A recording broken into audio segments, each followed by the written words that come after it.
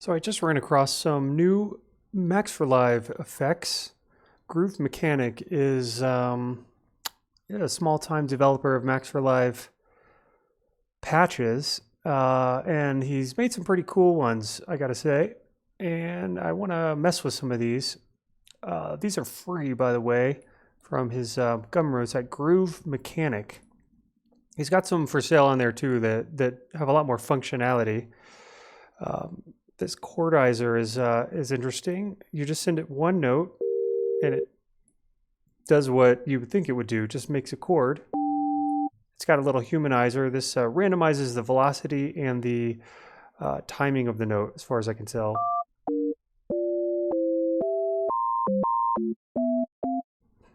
Sounds very much like an old video game right there.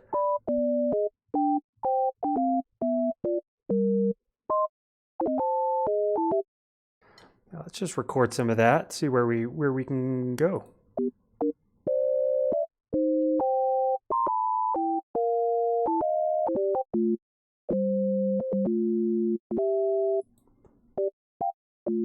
Interesting. So we have, okay, only 2 voices.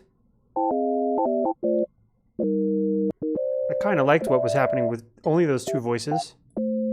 Groove Mechanic also has this clipper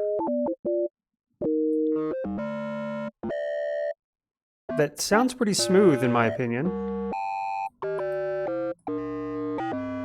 It doesn't seem like the,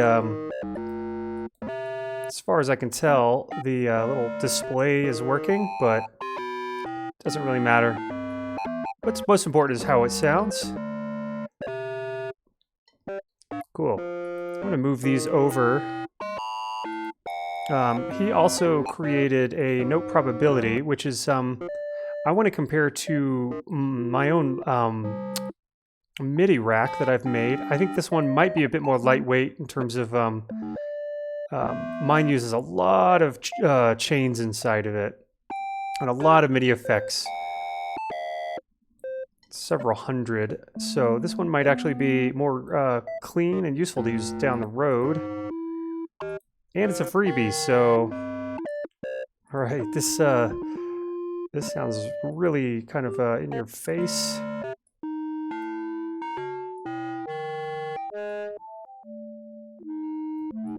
Let's get a utility on there. All right, so just a little maintenance here. I want to go ahead and move all these. Oh yeah, he also created this rack for free, which we can explore in a little bit. Sounds like it just kind of mangles the sound some. Okay, so we've got our max section here, and let's see, we'll just, most of them are MIDI, so I'm gonna drop them in here. Yeah, you do that. And then his clipper, we'll throw in the audio section too. Cool. And just keeping it all under one hood, I'm going to be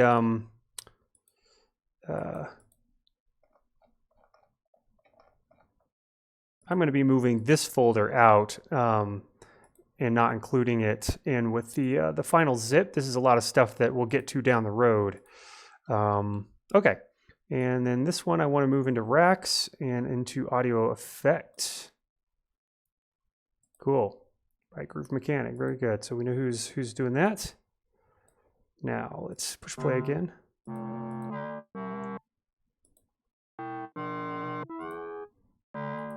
All right. But at least with this, you can sort of get a sense of what's coming down on the line. A lot of these are from some of the old generative test projects, as well as from the class, and also the improv sketches that I did here on YouTube.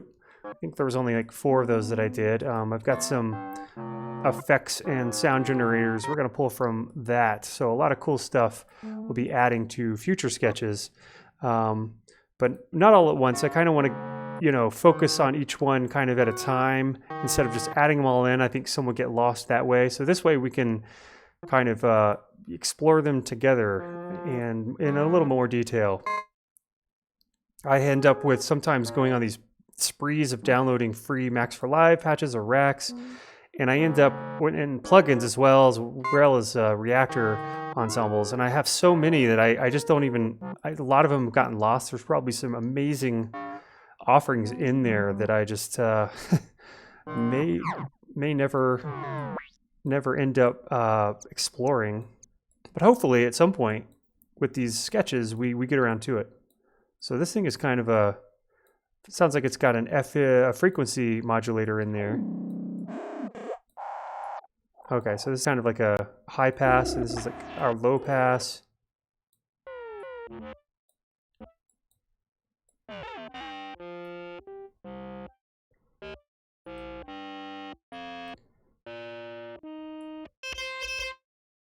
I do like this clipper. It does kind of have an oddly smooth sound to it.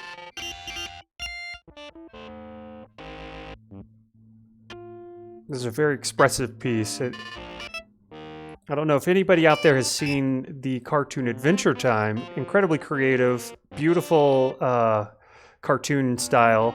But the sound design and music is just really out there. There's little intro songs at the very beginning of each episode are just so cool. This kind of reminds me of one of those. Just kind of a weird, odd, quirky, experimental, adventurous style of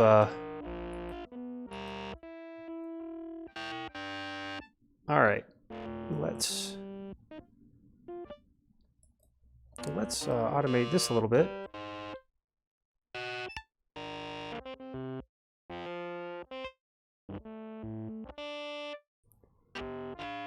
But these sketches are all about adventurous, explorative. That's the fun journey, if you ask me. This is all an Adventure Time of sound. TM that. Cool. And let's go ahead and delete this. Oh, how that is getting automatically turned on. I'm going to have to fix that at some point.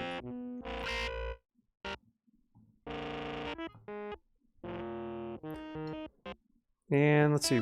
Oh, let's delete that.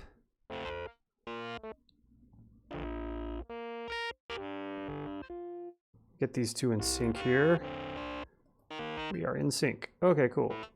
So voicing is an interesting, option, and it's cool that we can automate these as well.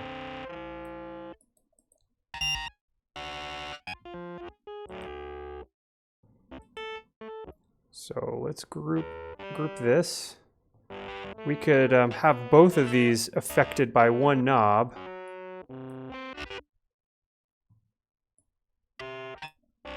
I'm surprised it doesn't give us over here a min and a max. That must be something that they didn't set up inside of Max for Live. I wonder if we have these separately. Yeah, it doesn't look like we get any option for a min and a max. That's too bad. I think these two together make a great combination for some melodic generative type stuff. Because with this probability, I believe it's 100% lets all notes through, and then 0 is a random assortment of notes through.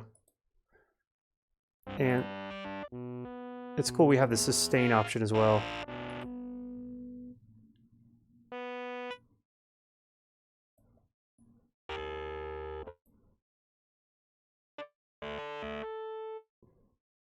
Let's have a sustain here and a humanize here.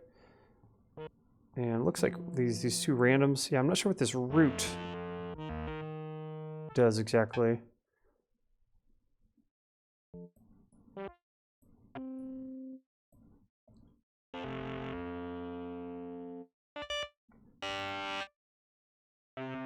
And let's try a auto pan before this audio clipper. That's going to kind of make the clipper sort of, it's going to push volume in and out of the clipper.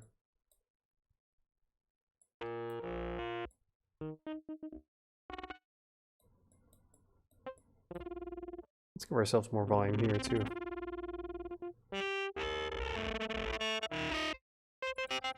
Wish there was a wet and dry on this clipper. I guess in most cases of needing a clipper, maybe you don't want a parallel situations. Probably easy enough to hack in there and...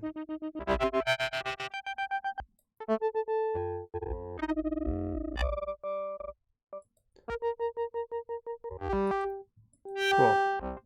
Also getting a lot of interesting sort of overtones out of that rack. So let's go ahead and give ourselves some random, slightly random lengths.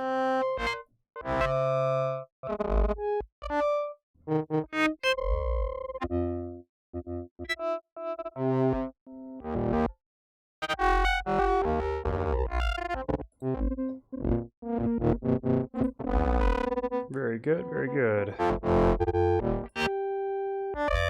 And this one also does not have a wet and dry option, so I'm going to go ahead and bring in another one of those wet and dry containers.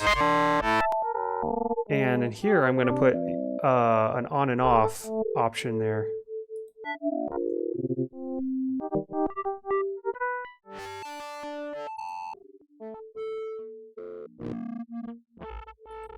Cool, so we can automate these to sort of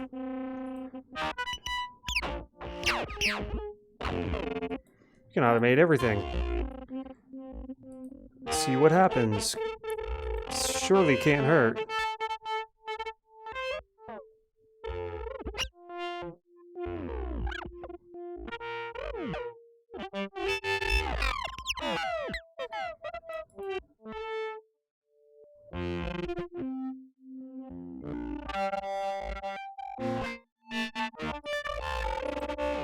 Very generative sounding at this point. Sometimes that's what you want. Sometimes that's what you need. Only you know what you need. But honestly, I only know what I need until I sit there and explore a bunch and get informed by what I hear. And oftentimes I don't know where it's going to go. I don't know what's going to happen. I just follow whims. I try to be careful about not falling down too many rabbit holes. That's a toughie, especially, you know, when you kind of need rabbit holes oftentimes to learn what certain things do. Certain Mac for Live patches have a lot of knobs, and you never know until you start actually messing with a lot of those knobs.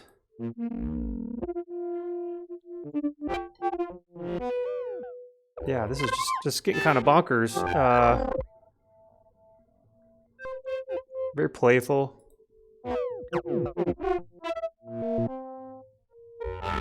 I'll just manually pull this one off this time.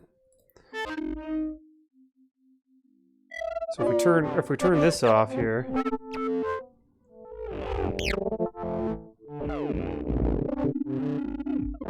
we could automate this to be on every now and then, but I do think I want to put this probability out here so it's not turned off by this.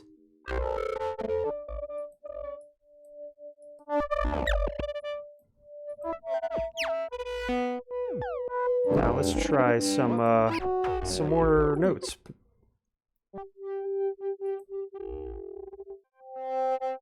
Yeah, a lot more approachable, if you will.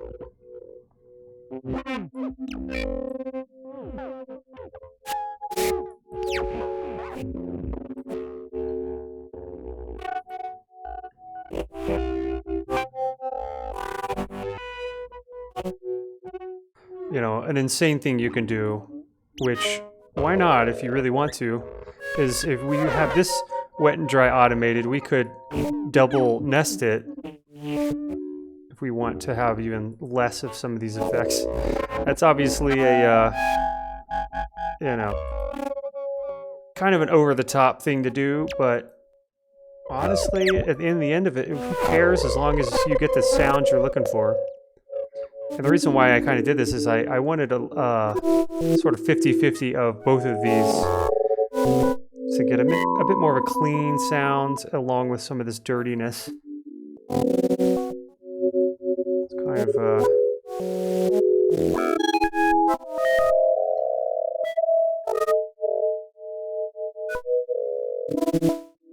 and let's play around with somewhere between, looks like minor and major. Just with those two chords alone, wow, you can, you know, in all 12 notes, you can probably play half the songs that exist out there. Yeah, this is, you know, starting to have that classic kind of IDM feel to it.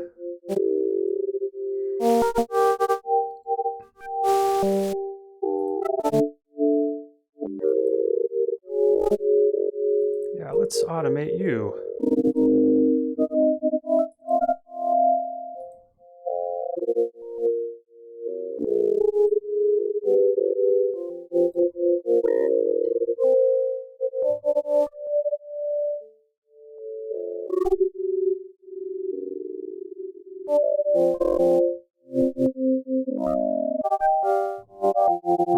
Okay, I think I might start to begin to understand why our recording is being turned on.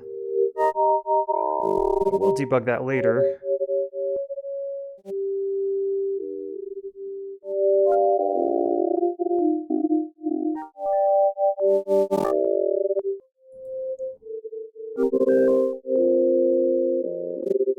So we've got some long notes here. I want to throw an arpeggiator in there here in a second and just hear what some more rhythms will do. Could be stupid, but we can surely mess with it long enough to where it becomes not too stupid. I guess that's the point with sketching, is kind of learning in some ways how to sketch, becoming a better sketch artist.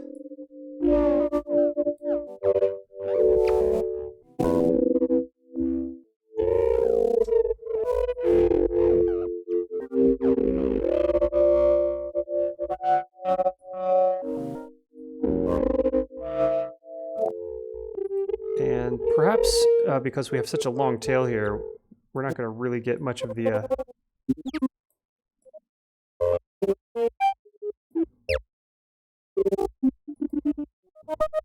what chord mode is going to do.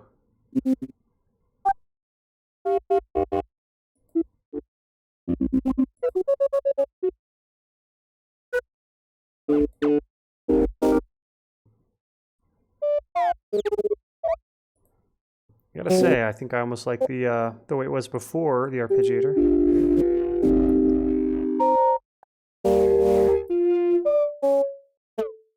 We could try to get a little rhythm happening in there, a little loop on our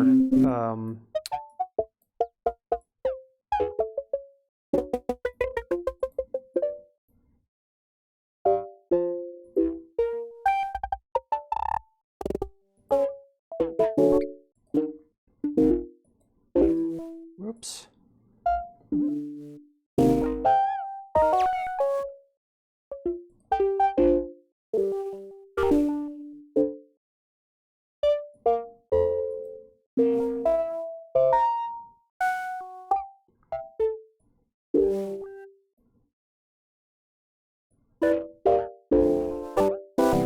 And the note probability also is, I think, stripping some notes out, causing a bit of chaos, a bit of weirdness.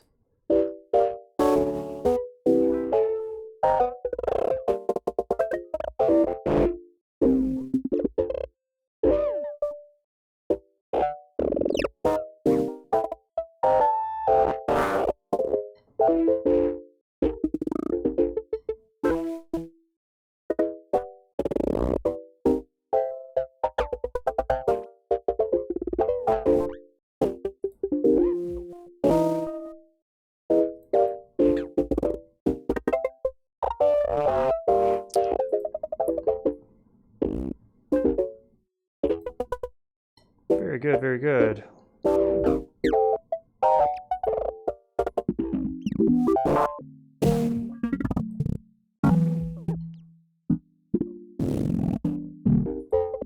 Now that I've had a chance to sit with it for a little bit, I'm hearing the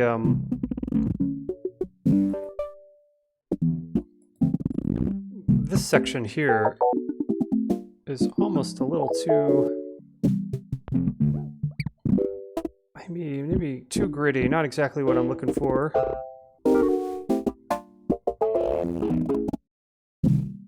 So maybe it's this thing. Let's turn this off for a second, see what we get.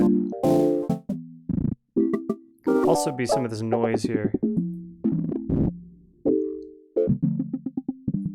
Yeah, which I think can have just sort of fade in every now and then.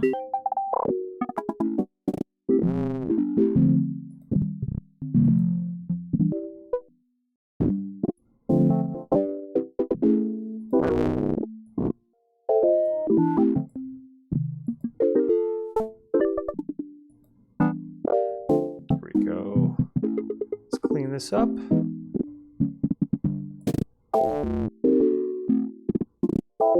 So it's not quite generative. I mean, I think we have to turn the random to really, if we really want to go generative, we'd have some note probability in there.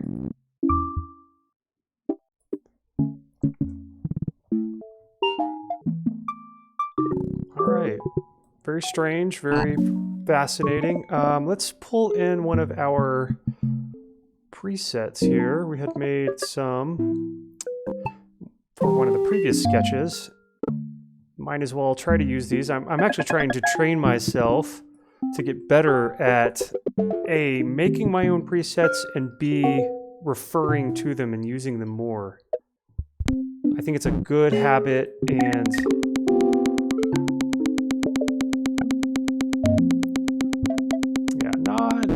it's pretty in your face. And, you know, it is interesting to note that you can turn something like a kick type of a sound into a more of an strange type of oscillator.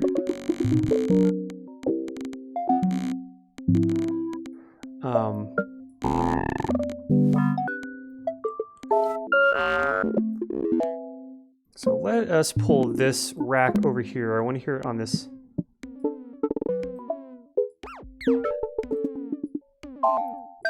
I can definitely recognize the frequency shifter. It's kind of a slightly too recognizable. In subtle uses, I think it's pretty awesome. You can get some nice warbles, but it also can be nice on hi-hats and sounds that are a bit more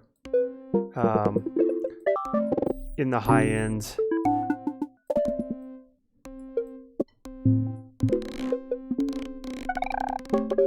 Cool. So I wanted to test this probability max for live patch out, which I'm not sure why I hadn't tried to seek out something like this before versus, you know, maybe I was just wanting to use my my own MIDI probability gate, which it works just fine. You know, it is a bit clunky in the sense that we've got and I mean, it took way too long to build. Maybe that's why I use it so much, because I'm like, well, I spent all this time and I gotta use it. So we have all 128 notes mapped out to chains, and then there's 2 MIDI effects inside of each. So that is 128 times 2. I mean, that's a lot of overhead there. So a max for live, you know, this patch is probably just the way to go. Even though, you know, they both probably work great, but probably work exactly the same. So let's pull this down, see kind of what we get. And I'm gonna group this and just do a side by side. We'll solo this there. And that's at 24, and I think mine was made so the higher you go, and I probably could have done a better job of developing it so that when you pull it down, it makes more sense that you pull it down, you don't get the notes coming through it.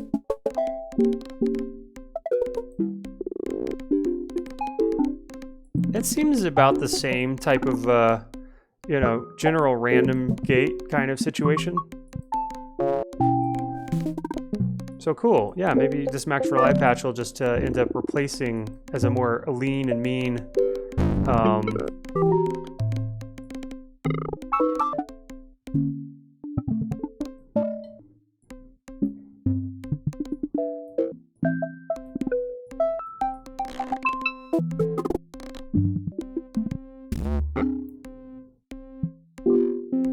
now that I'm hearing all this Wow, I guess sort of now that we have the random buttons on there, I'm gonna go ahead and quality switch, huh? Let's see, chord R&D, and then this would be, I don't know what this is, voice R&D, I guess? Yeah. I don't know why this is showing up as quality. It's really chord, but it's all about how you name things inside of Max for Live, and it is squirrely in there. And I'm not sure what this root thing is, but I'll have to explore that later. Maybe it determines which voicing affects, whether it affects the root node or some other. And chords. I guess he uses a Z. So, okay, cool. A bit of a tangent, but I think I'm going to go ahead and save this rack here. Presets, yes. Cool.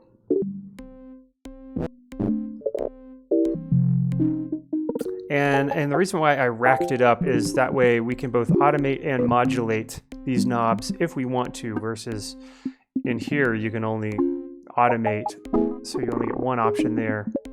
I like the option to have a lot of different options, so nothing wrong with that. Looks like we got something is half soloed there.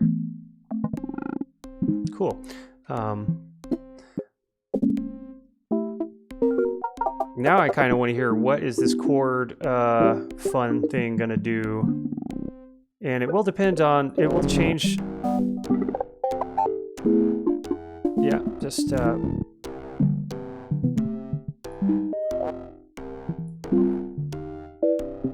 nice. So with the humanizer up, you could hear it's playing quieter sometimes, and you get these, like, the clicking is sort of offset. Let's turn the randoms off.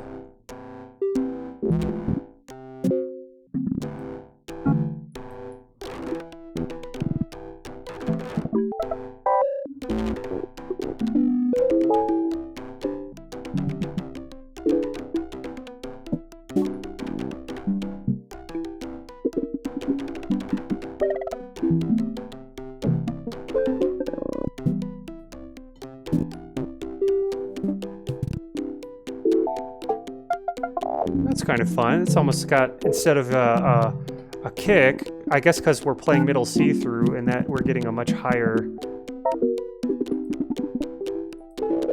It's a very playful, kind of fun piece. If we pitch this down 2 octaves, we'll get more of that kick feel, which that also kind of added an interesting twist.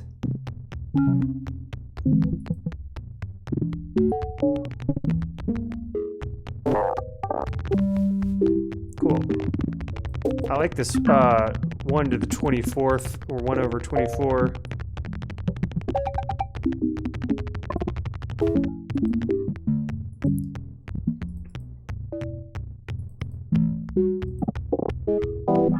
So I'm going to delete that, and let's see, we'll modulate.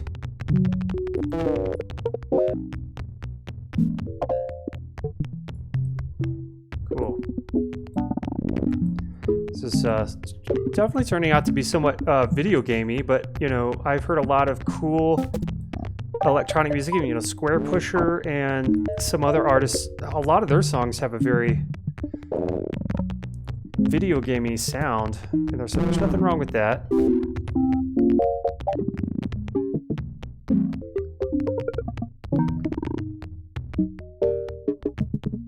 It's you know, it's a good time. It's fun, and some people are really into this kind of.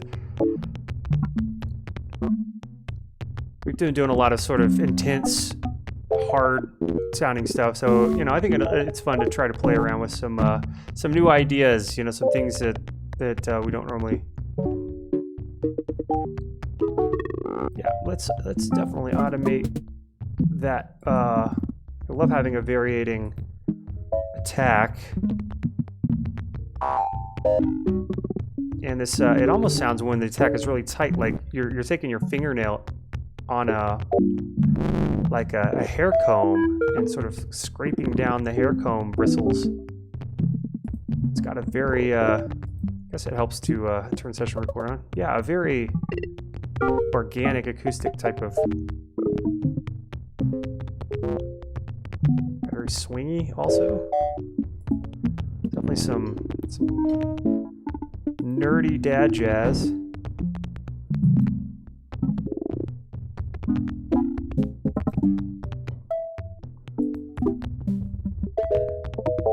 Yeah, let's see what the filter over here will do.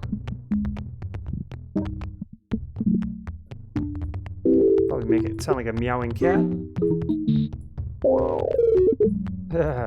That's cute. Yeah, some real cutesy sounds coming out of this here operator. I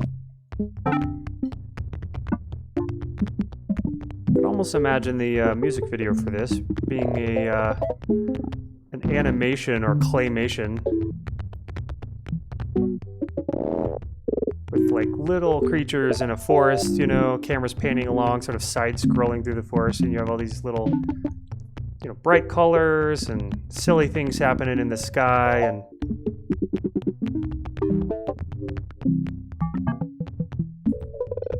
see a whole little village of strange robot like monsters, kind of all, you know, super adorable, of course.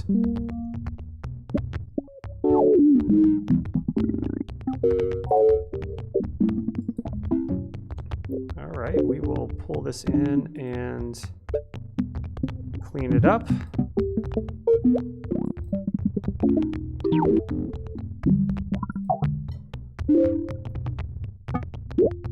What does this sound like when we take our attack?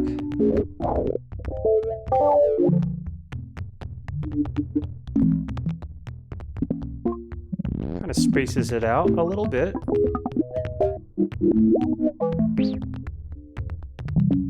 So we get some quieter moments in there.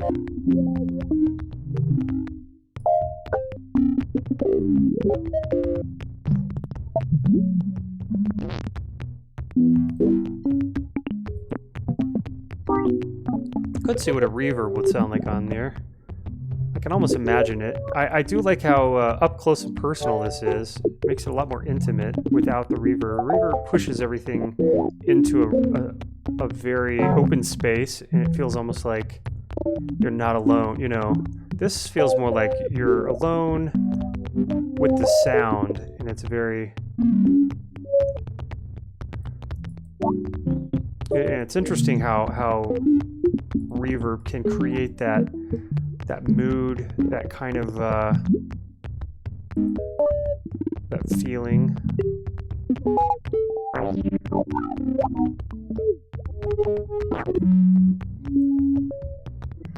Maybe even a short delay.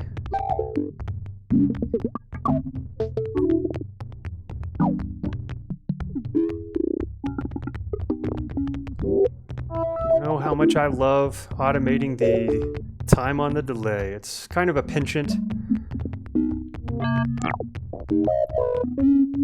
but you can get some really funny sounds and interesting sounds this way.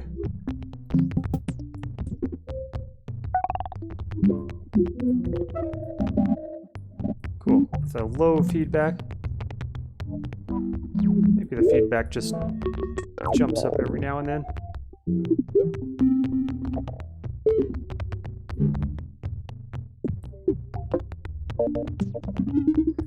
copy some of this over here. Let's unlink it and pull it in just a little bit.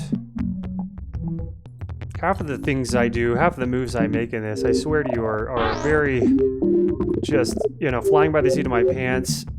I'm not thinking ahead so much in like what it, you know, I do a lot of times before I record, as you've noticed, record the automation. I'll play around with the knob and see if me just kind of moving it wildly,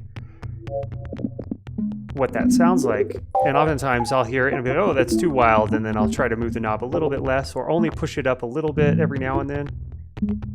And if that doesn't sound good, I'll usually just kind of move on to some other thing. let's hear what happens when we mess around with this. Should give us a little more stereo, I would think. Oh, but since these are linked, this may not be doing anything. It's literally just one affects the other kind of situation. What about...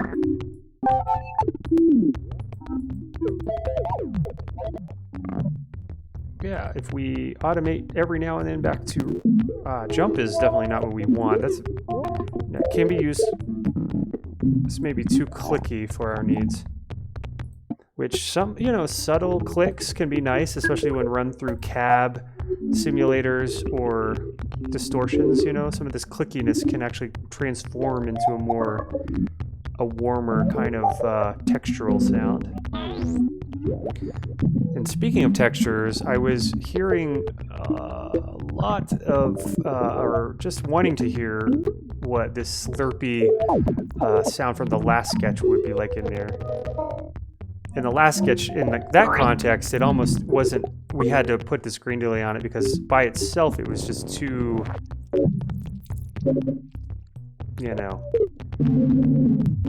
just too much of a certain kind of up-close and personal, physical, visceral, mouthy, slurpy kind of texture, which in this context, it's definitely sounding pretty cool.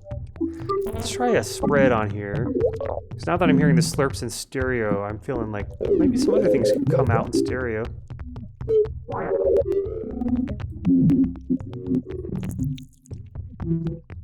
And I want to play with the frequency modulated by velocity. So we can say connection B for velocity. Let's do filter frequency and pull it down. Let's put in. So now we can hear some of, I guess the quieter notes get less, the frequency goes down for them.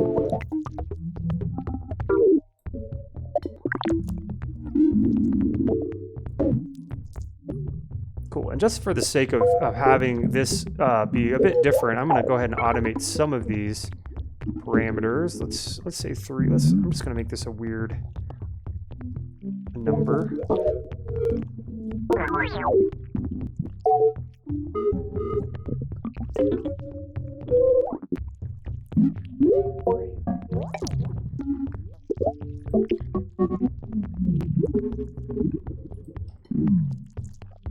Of course, I'm tempted to try a sort of swing time jazz brush sound on a cymbal or something. I'm not sure what we'll get out of this. Maybe like it'll be more like a snare type sound. That would be kind of fun. And I know in past sketches we've had a pretty cool snare type of acoustic snare sound come out of the operator. Yeah, so I'm going to turn the hold on for now. Turn that obnoxious thing down. Obnoxious in this context, but let's see what we get when we... Oh, the noise coming out of analog is a million times better, I think, than operator.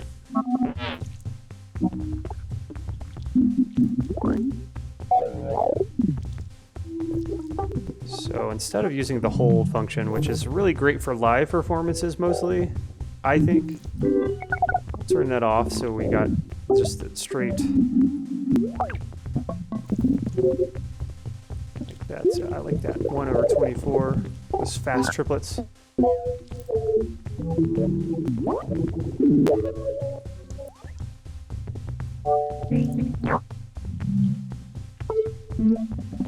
Let's hear what, let's turn off this oscillator also. I don't even know if we need this noise, because we've just got this.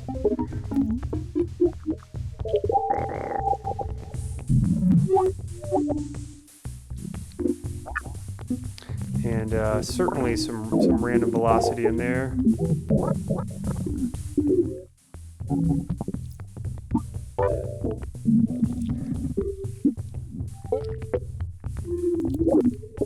Yeah, gotta play with this attack.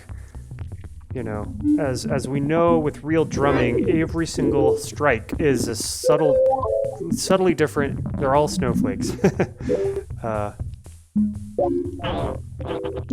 So I see why this is turning on now. I believe. Oops. Let's turn off our, yep, turn that off. And when this is on, I get a recorded automation on here. Yes, so if I am clicking and dragging something, let's try this again, clicking and dragging, and then I turn on, well, it didn't do it that time. I am, for the life of me, gonna,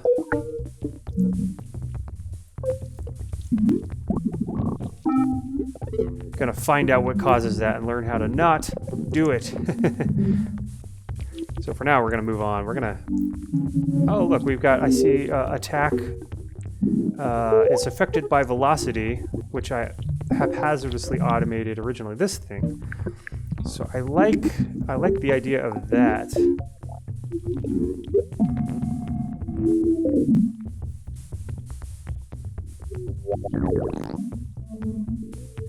And I'm curious, and I do love that we get 2 filters here. That's pretty slick.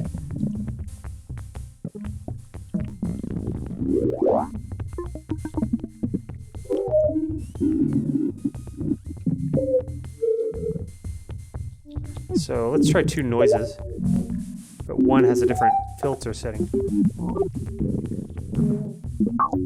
I'm like, oh, we're not hearing that? Ah, and we've got this envelope.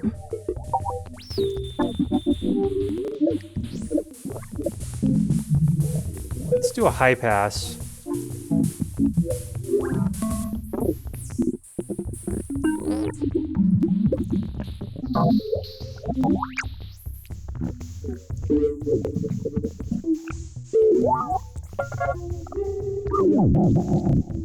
Now, to be honest, and I'm probably not working analog properly, but I'm not really noticing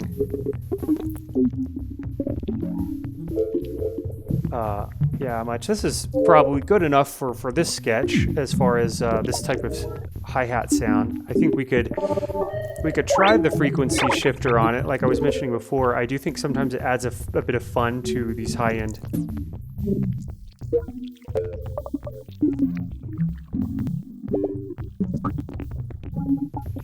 We could do a couple of these in a row. Try some different settings. Let's try the ring mod on this one.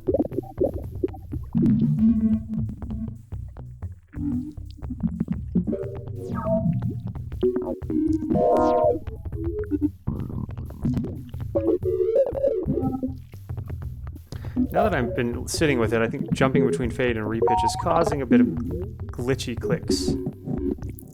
And, which are sometimes super useful, but for the case of, I think, this sketch, I think we probably don't want those.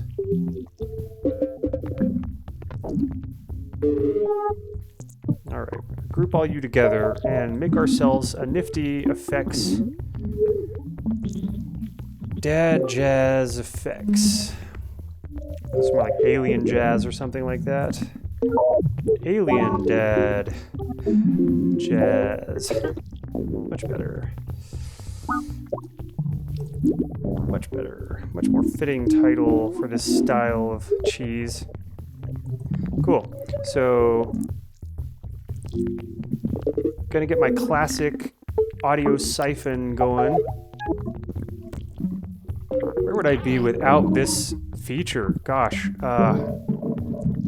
I just love the heck out of it, honestly. I've used a lot of DAWs and none have anything quite like this ability to audition and create feedback loops and fun stuff like that. I'm sure nowadays some of the other DAWs have that, but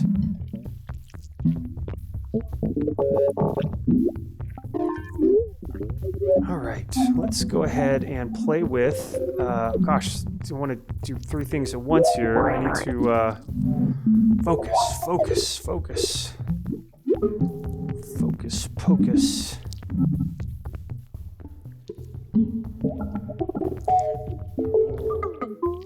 There we go. Now we're kind of in the club a little bit. Let's see, maybe there is an actual, got some rooms here. We got some clubs.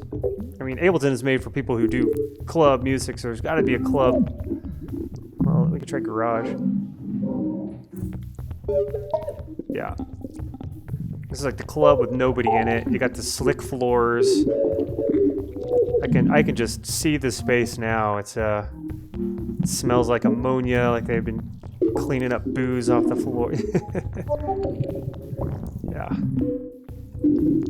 But in the case of our alien dad jazz, it's some blue and green glowing booze like you'd see in Star Wars or something, or Star Trek. All right, there was a rack that I had busted out and brought in from a previous. I think it's in our stuff for future. All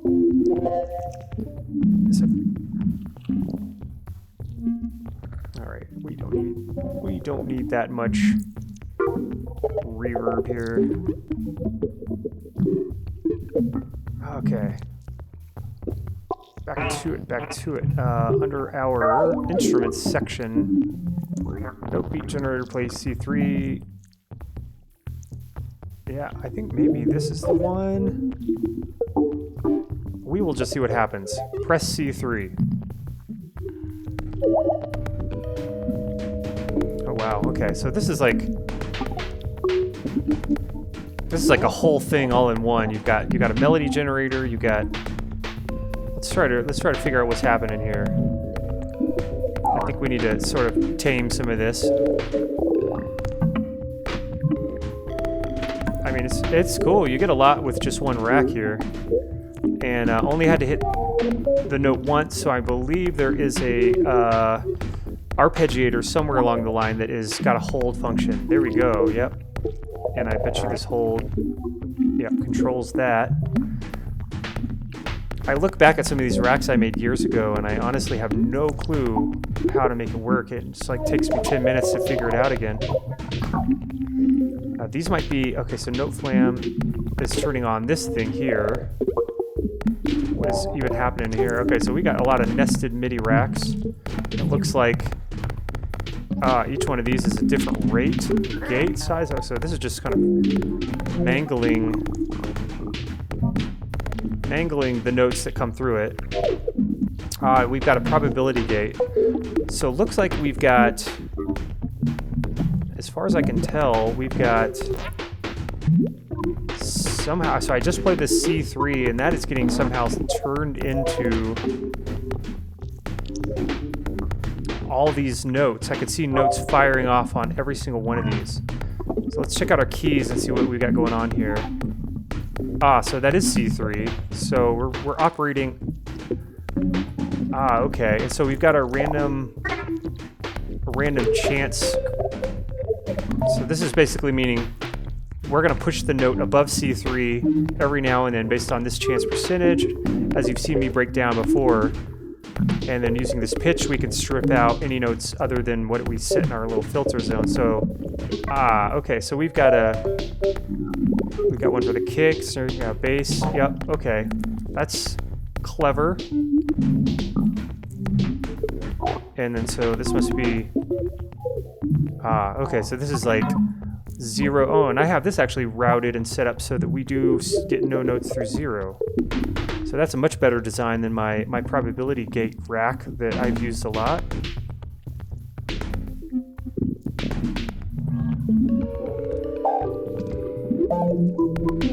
Cool, so I kind of like these almost just turning on every now and then. But this one knob controls, I think it looks like it's controlling the probability for all the, so we're getting randomness happening with all the percussion sounds. So that's a fascinating approach. And it somehow works. I mean, it's all super generative, of course, but...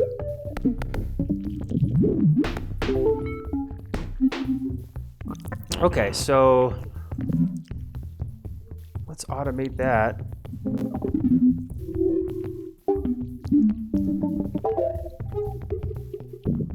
Oh, and I've got this set to 1/8, so these have just been firing off at kind of whatever. If you have it set to 1/8 or lower, I think once you start firing clips off, they do sort of generatively start looping with each other, especially if they're set at different lengths in total. So that's a fun thing to keep in mind for future generative stuff. If we hit enter on all these with a 1 bar setting, I guess it's just a different vibe there. And eventually I think they will all be out of sync because a lot of these have different lengths, as you can see here, and some of the red ones are just really odd lengths. I know if we push this to if we just type in I don't know, let's just pick 3412. So now it pushed, you can see where we got it pushed them forward a lot. So they're all super out of sync now. If we set it all to 0, these all go to 1, 999. They all get pushed off sort of however many times they would loop by the playhead. And yeah, it's a cool system where you can get a lot of generativeness if you just type in some crazy numbers here. I think I've typed in like 1 million. I don't know. It goes out pretty far. So, what was I going to do before I started rambling on about obvious stuff most of you probably already know anyway? It's okay. If there's anybody that doesn't fully understand those things, then it's good that I mentioned. But if there's anybody that's watching this stuff at a basic level, I am terribly sorry. This is also probably seemingly convoluted and overcomplicated, and a lot of you are probably like, why are you doing it that way? It makes no sense. But, you know, if you're a true artist, then half the things you do aren't going to make sense anyway. So I'd say I'm like half of a true artist and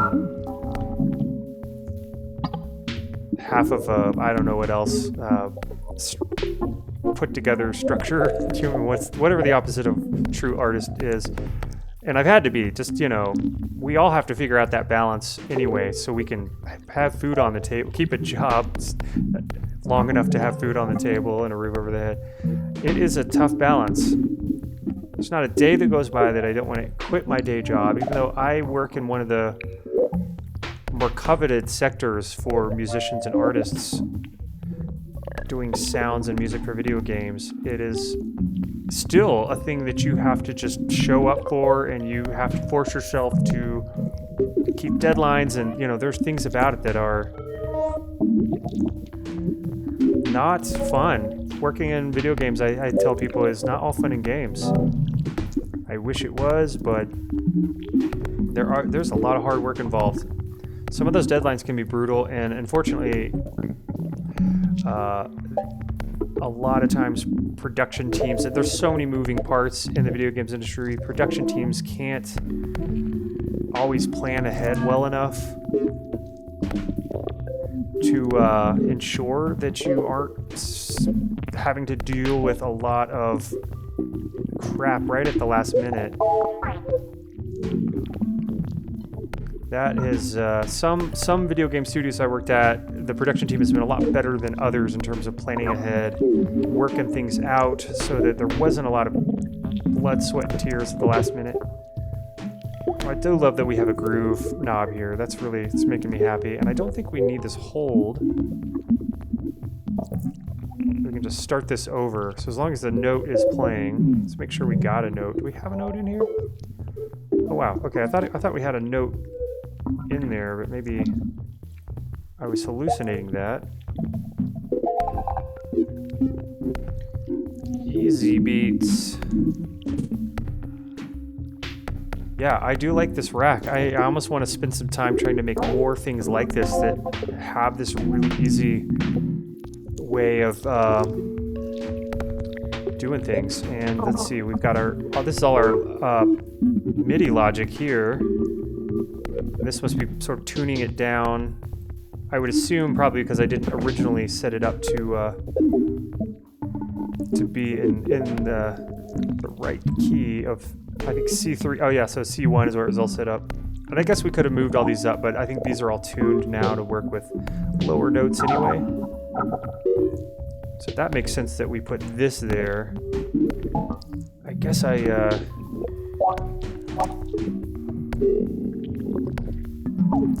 got a 2 operator in tandem type of snare, and I guess that's good because you get 2 different filters that way, although we're not really doing anything different with them.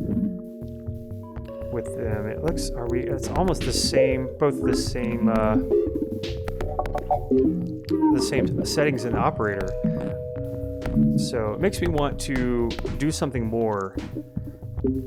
Just like you guys should do when you open up these projects, you should just try to take them into your own, you know, if you're gonna use any of this for your own music, try to do your own thing with it. Automate some stuff, use some of the techniques that I've been doing, like add some new effects, tweak some of the, you know. I know it is a crutch to use presets and not change anything about them. I know a lot of musicians are interested in getting A to Z as fast as possible. Z being I've released this song out on SoundCloud, a bunch of people are hearing it, everybody is praising it, and I'm feeling good about life, like I have a purpose on this planet. I totally get all that. But there is something to be said about trying to put in a little more effort to do something original, even if it means just like moving a few knobs around, adding a few effects in there, doing, you know, adding your own signature. To each their own, obviously. I use presets all the time, and if I don't tweak the knobs on the presets, you better believe I'm going to have a bunch of effects occurring after that VST instrument or whatever. Or if it's using presets with a bunch of effects, well, you got this huge group of effects together, and that's always going to be an original sound anyway. So presets in certain contexts are, I think, completely justifiable and okay.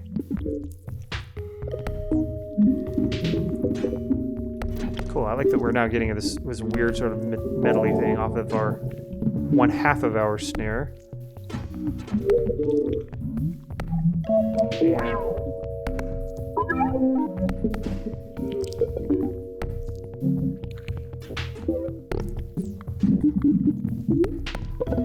And this sort of original kick thing I was playing with, yeah, I wanted to turn this off every now and then. Like this new melody from this Easy Beat rack is like adding such a suspense in there.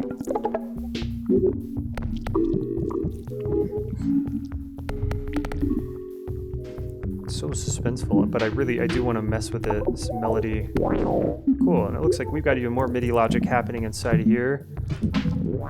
There's no end to the amount of MIDI effects and MIDI logic you can have. Oh, we've got 3 timbres. Let's see how these are chained together all at the same time.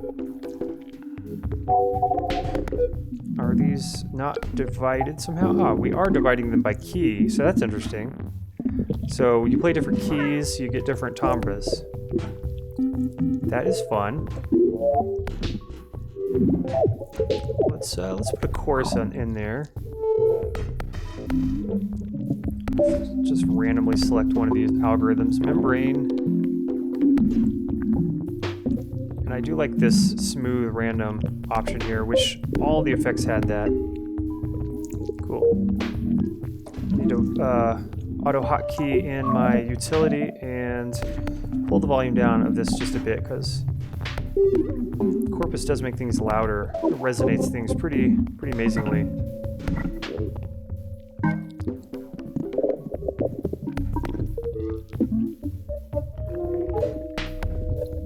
Cool. We're at 120. I'd say we change that up. Let's maybe 122 or 3.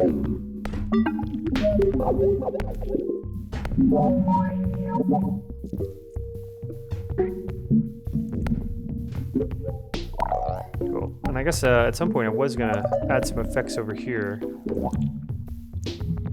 There was a rack that I found. It was from one of my earlier YouTube videos where I was demonstrating how to build some cool racks. It's not in there. It's in here. And audio effects. Yeah, the Cthulhu effects boxes. We'll get to all of those, but I think for now I'll just bring in number 1 and see what happens. The audio effects. This could be a disaster.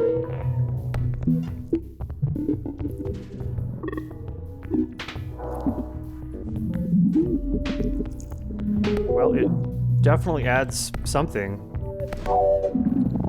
Maybe we'll put this before the garage. Looks like we've got, okay, we've got the on-off container here. This is controlled by this.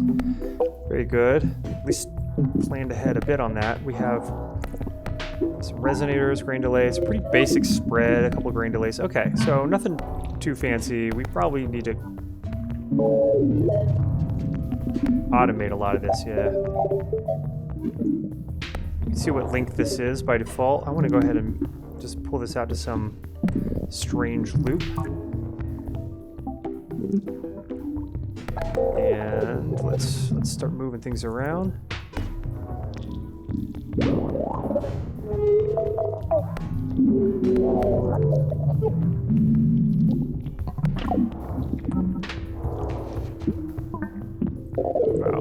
This Cthulhu effect's definitely, when I'm automating this does sound like there's a slimy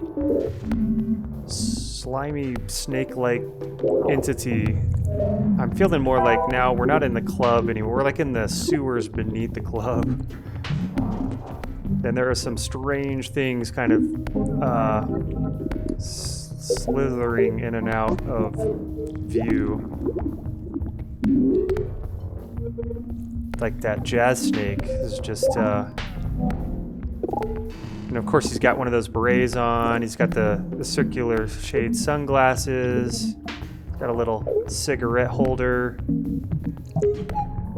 with, you know, probably some salvia in there. That's our jazz snake that this is the soundtrack for. We are in his colorful lair. I am definitely seeing, like that movie Nightmare Before Christmas, just some of that weird art style. Good old, back when Tim Burton was actually a, you know, decent filmmaker. hadn't sold out and gotten rich and lazy. So is the bane of artists who get famous. Blessing and a curse. I mean, we all want it to happen to us, but Lord knows that once you get so comfortable, you just have no reason to fight or struggle. I think Trent Reznor put it best when I saw him live. It was with teeth back in 2007 or 2008. He was like, "You're probably wondering why I look so much more in shape," and you know, and he was pretty buff, honestly. I gotta say, I was surprised, you know, from his earlier days when he was all emaciated and strung out looking. And he basically said that he had to make a decision of either cleaning himself up and getting off the booze and drugs, or just spinning out and ending up in a gutter somewhere.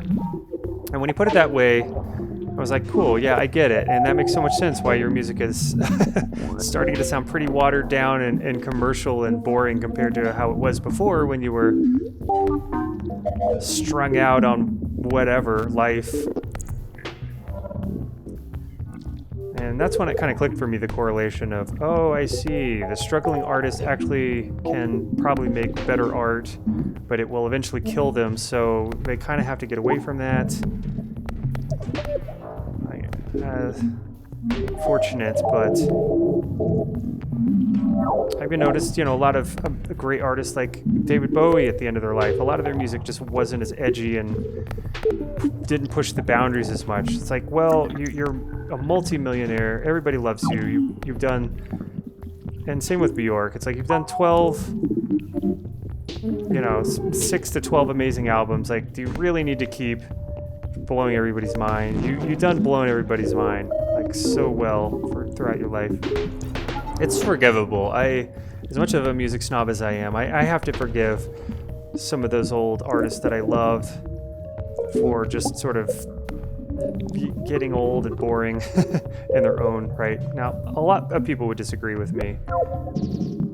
They would say, oh, artists like Bjork, and they got better with age, and, you know, I'm just not that much of a fanboy that I can sit there and, you know, be blind to the reality of how their craft sort of suffered from their riches and their lifestyle of ease. And I digress. Jesus. I digress a lot. So anyway, I think we're, you know, we're just about at the end here. we could keep going, but I feel like we've got a really good vibe, a good weird jazz situation happening here. And it's about right past the hour mark, which is a perfect timing. Perfect timing. So I think feeling good about this one. And until next time, Gadget, keep sketching, keep having fun.